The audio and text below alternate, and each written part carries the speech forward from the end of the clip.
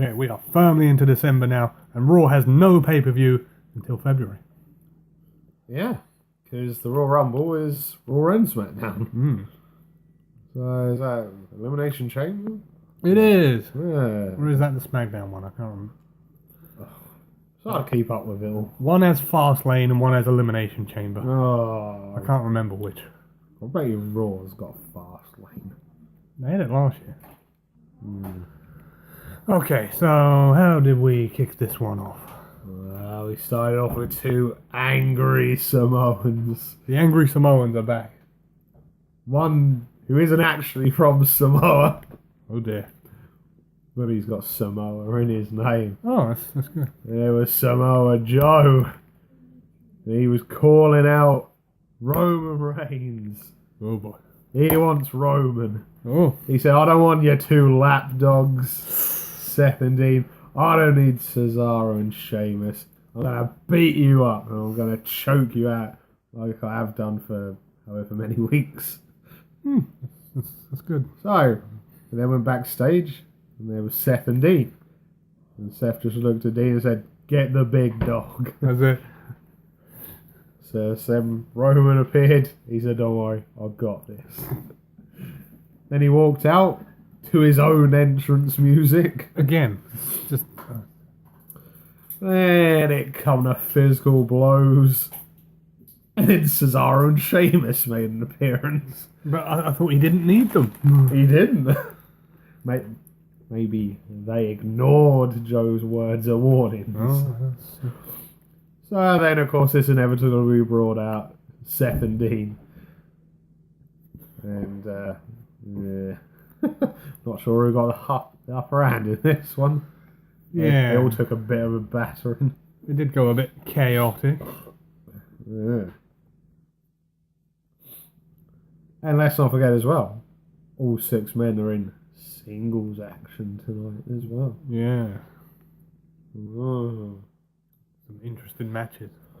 This is basically, we haven't got an effing clue. Let's just make 3 matches up so that covers at least a quarter of the show. Yeah, they have no idea what they're doing with any of this. Unless this leads to some 6-man tag team match with every title on the line. Yeah. And I don't know where this is going. And then we had some tag team action. Oh, wonderful. Women's tag team action. Oh, that's not so wonderful. We had 2 members of Absolution. Oh, terrible name. Paige and Mandy Rose against Bailey and Mickey James. Accompanied by Sasha Banks. Was Sonya Deville in attendance? She was Such an awful name. Sonya Deville. Oh, man. So, yeah, I'd love to give this a glowing review, but it was boring and I was staring at my phone for most of the match.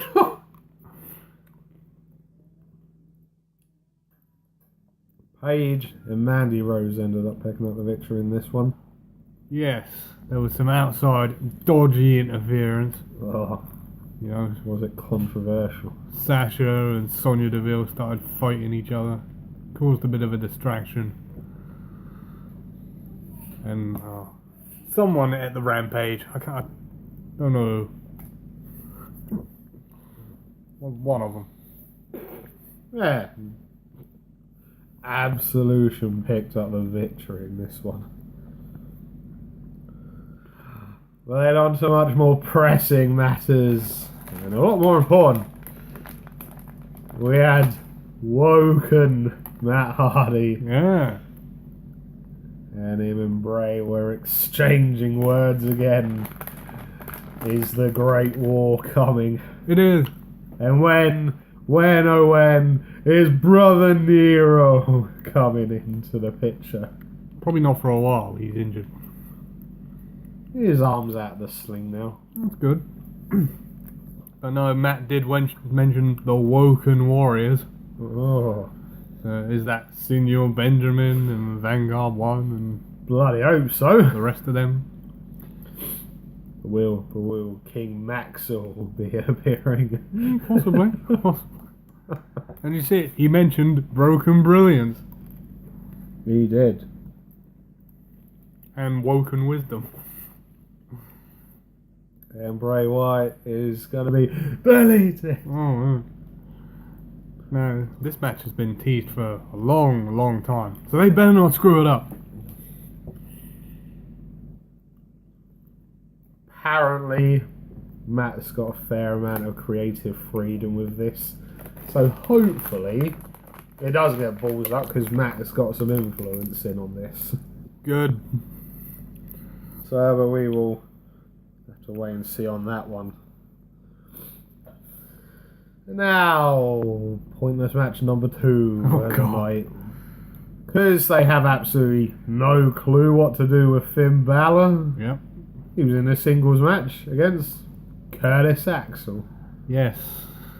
But the big question that people want to know: did Curtis Axel still have his neck brace on? He did, but a couple of seconds into the match, he took it off. Oh He was no! like, I don't need it anymore. We're not doing this anymore. And then he proceeded to get his ass kicked. Did he get hit with your favourite finisher? Oh. Yes, unfortunately so.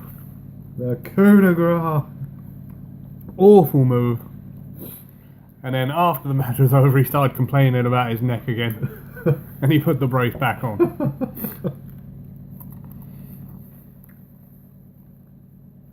Right. Rivalry match number 1. Sheamus versus Seth Rollins. Yes, and I'm going to quickly get this out the way. Sheamus comes out with his entrance music, and it says The Bar. Seth Rollins, who's supposed to be a member of the Shield, comes out with Seth Rollins music. Burn it down, man. It's like, why are they even calling it a Shield reunion if they're going at it so half-assed? Yeah, You're either that's all true. in or you're not in at all. Yeah. It's like he should have come out the crowd. He should have had the Shield music. Yeah. But no, I actually fairly enjoyed this match. Yeah, one of Sheamus's better matches. There was no interference in this. It was kind of the match I like. Straight up, one-on-one, no interference, Yeah. no shenanigans, best man wins. Sheamus was targeting Seth's knee throughout this match as well. Put him in the Texas Cloverleaf. Really working on the knee. But in the end, he couldn't get the job done. No. After a series of back and forth reversals, Sheamus missed the bro kick. Good. And Seth spun him round and hit him with that devastating knee to the face. And he picked up the victory. And that was all she wrote for Sheamus. So, 1-0 Shield? Yeah, I guess.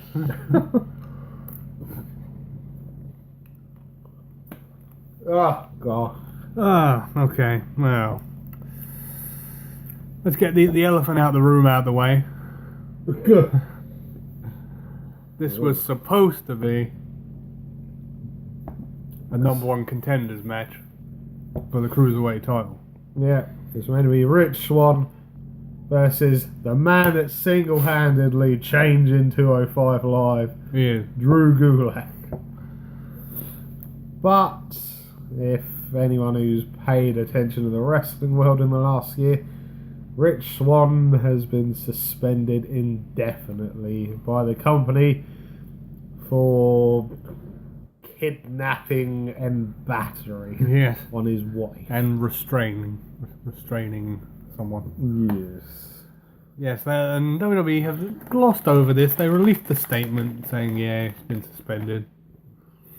But the in-storyline term was that his opportunity has been revoked. And that they were going to do a second chance fatal four-way Why? We don't need it. to determine who's facing Drew Gulak for the number 1 contenders.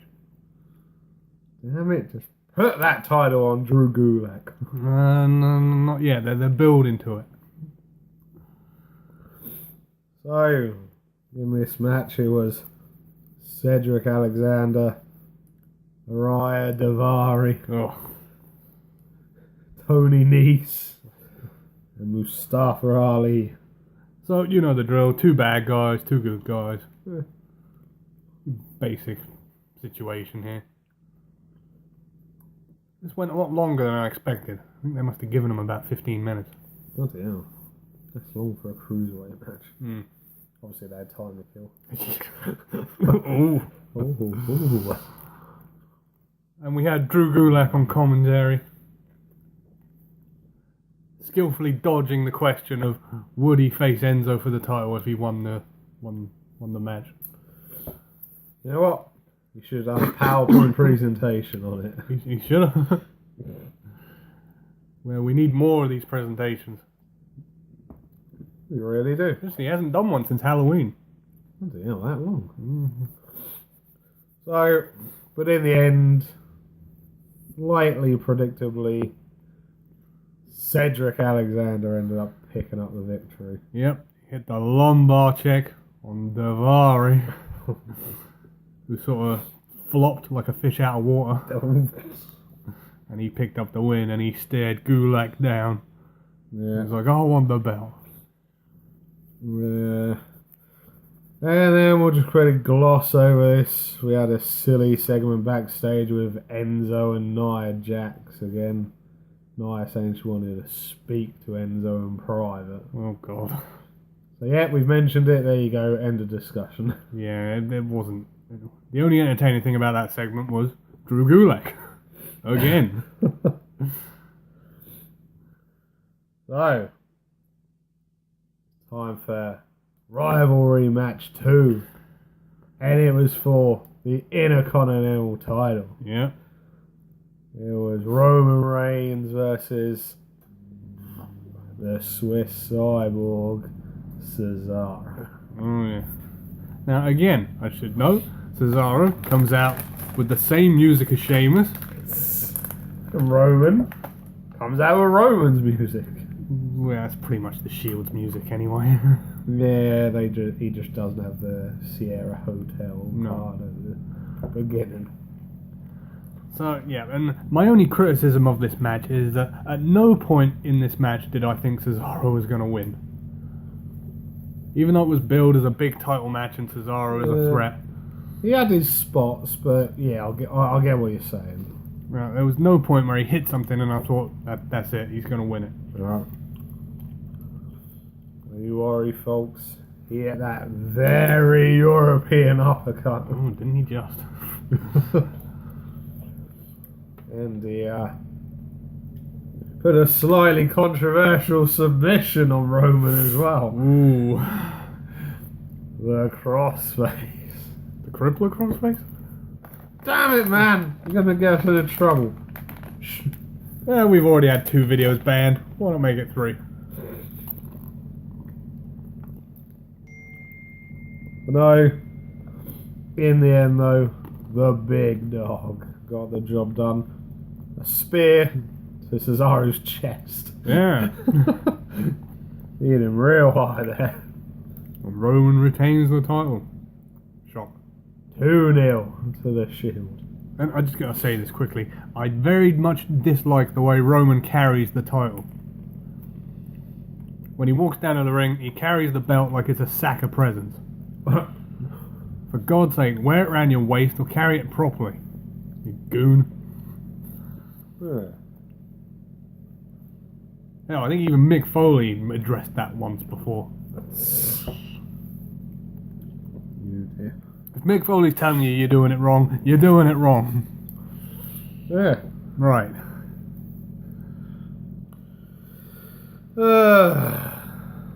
And we've got time for another pointless segment.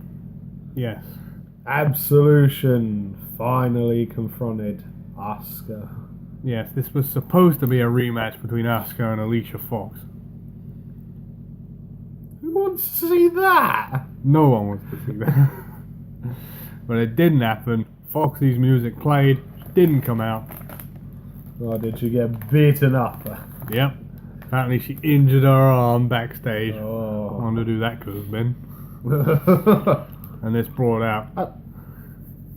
Damn it. Becky Lynch transferred over to Raw. Possibly. The dishonor. But no, this brought out absolution again. And yet, they came down the ring and it was like, the ring is my house. You have to leave it. And Asuka was like, no, I'm not leaving it. Come and make me leave it. So they did. So, 3-on-1, numbers game. And this brought out the entire Raw Women's division. Even Alexa Bliss? Yeah, everyone. Oh. Even Nia Jax. Oh. And they quickly cleared the ring of the 3 women. It's a bit unfair, like 11-on-3. I bet you anybody Mandy Rose got most of the kicking though. Yeah. Shock. I think Paige was the first one out the ring. Yeah. Oh, we got to notice. Got to take note of this. We had a good segment backstage with the Good Brothers, and they were mocking Titus Worldwide. Yes, apparently. Now they have a 3rd member. Really? Dana Brooke has joined Titus Worldwide. Oh, dear Lord. Hang on. A 3rd member? Yeah. What happened to Akira Tozawa? I think he's just not been with them for like 2 months. I'm not sure if they very quietly dropped it, but he's just never with them anymore. Okay. Now this isn't cool, man. Nurse Brooks cannot join Titus Worldwide. Too late, man. It's happened. She's part of the Good Brothers. The Good Brothers retirement home. Yeah, exactly. And we have some nerds in attendance. He said it. He was like, Titus Worldwide is a bunch of... No. Oh, fuck. Good segment. Oh, dear. Oh, you just missed one. Yeah, that one. I was just checking if it was a main event. No, the main event was the monstrous main event, which they had called it all evening. But no, this is match number 3. The rivalry. We're not talking about the revival. No, who needs them? We've got an angry Samoan and a lunatic. Now, I've got to note this straight away whilst watching the match. I don't know if it was Dean just playing up like a bit of fatigue and that and whatnot, but he was a bit lackluster at times, and when he was doing some of the punching and clotheslines, he looked a little bit lazy and half-assed. Yeah. But this is the problem. Hopefully that's him just playing up, I'm tired and they're trying to regain my composure. Yeah, it could have been. 'Cause, I mean, they did the whole injury angle earlier in the night. Maybe it wasn't an ankle injury. Oh my god. Oh, we got to know as well, for no reason whatsoever, Jason Jordan wasn't observing the match from the Titantron.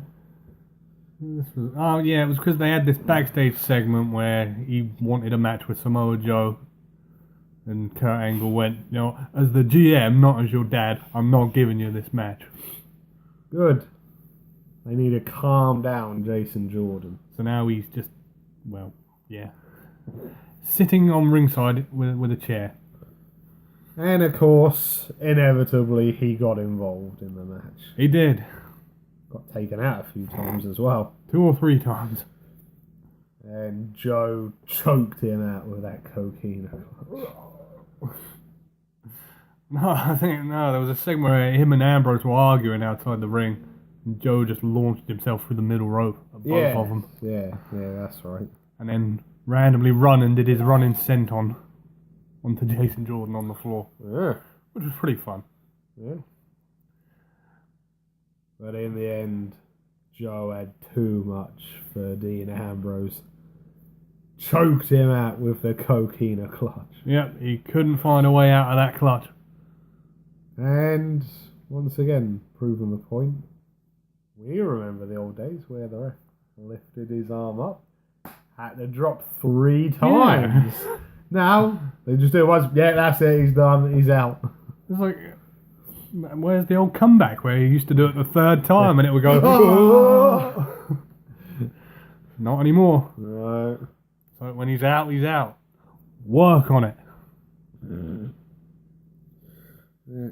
Oh, now it's time for the monstrous main event. It's really not that monstrous. It's the monster among men. Okay. Yeah. Kane, who needs to be reminded this isn't 97. Yeah. I don't know what he's doing in the title picture. He's not relevant anymore. It can only be purely, screw it. We can have Kane take the pinfalls and it not damage the other guy who he's facing. That is literally the only reason he's going to be in this match. He's going to be eating the F5 and the pinfall. But no, that's getting way ahead of myself. This match was determined the number 1 contender at the Royal Rumble. Yeah. It was alright. Now, I would say this isn't particularly a match because they fought into the crowd and they both got counted out. Yeah. After Braun speared him through the barrier.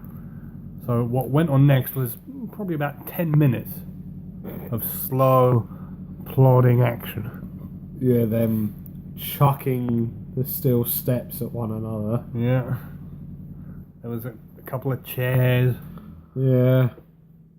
But then it ended with Kane getting put through a table. Yeah, I mean, the crowd were chanting, "We want tables," and Braun delivered. Yeah. He power slammed Kane through that table. So, what does it mean? I mean, this is a couple of weeks ago, Kurt Angle came out and restarted a match for no reason. And now he's just sort of, screw it. And, Just go with it. and this match was probably the one that needed a restart. And he didn't do anything. It's like Pretty much. the commentary team were going, like, is that the way we're leaving it? But don't you worry. Next week, Brock's on Raw Oh my god. to address the situation. Don't give him a mic. Whatever you do, for the love of God, do not give him a mic. I want them to give him a mic. It'll be funny. Oh, God. He don't care. No, that's the problem. They won't find him. And if they did, it wouldn't matter. Oh, dear Lord. So, that's how we ended the show, folks. Kane lying on a table. Yeah. Braun was, going brawl. Brawl. So, that's going to do it for this edition. From your hosts, the Master of the Brain Damage, Martin? and the one and only Sam H. We'll see you again for the next one.